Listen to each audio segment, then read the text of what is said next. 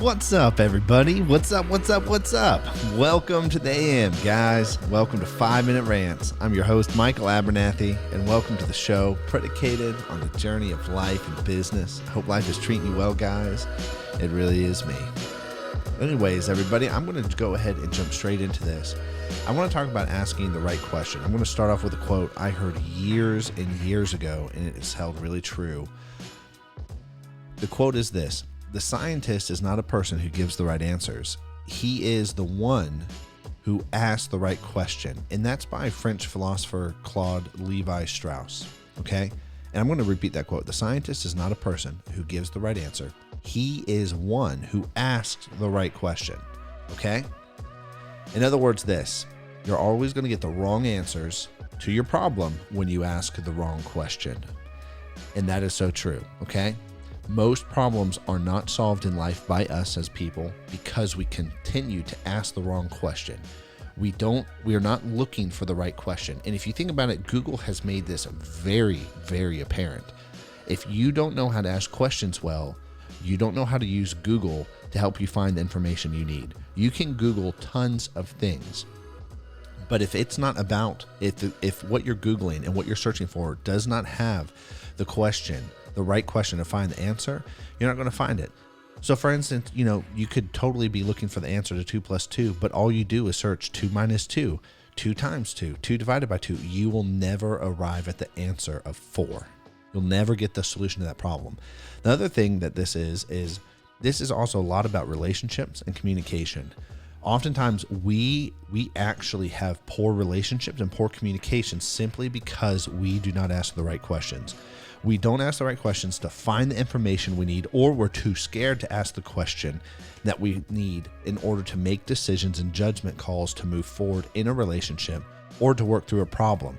This is so true in negotiation of deals. This is so true in project management. So many times we skip over the question that should be asked because we're either afraid of it or we haven't seriously sat and thought about, what do I actually need the information? What actually do I need to ask to acquire the information I need?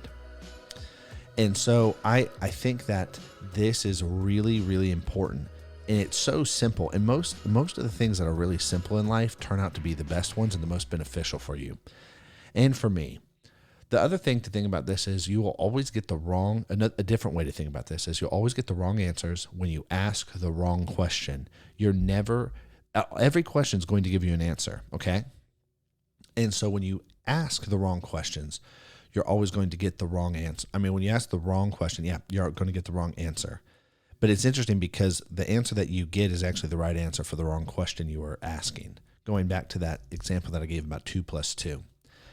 I'm going to apply this practically now, more so. Like, I want to talk about the business side of this. Oftentimes when we do discovery for project work for clients, we would avoid the questions that we need to ask, right? And let me give you a simple one. When you're in negotiation, sometimes you don't want to ask, are you the decision maker? Because you don't want to offend somebody. Or you don't want to talk about budget. But those are really things to know when you're building something for somebody, or when you're creating something for somebody, or when you're doing work. What is the budget?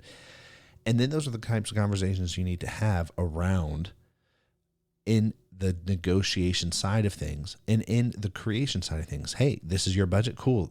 This is what we can do for that. And this is how everything will work and where we go.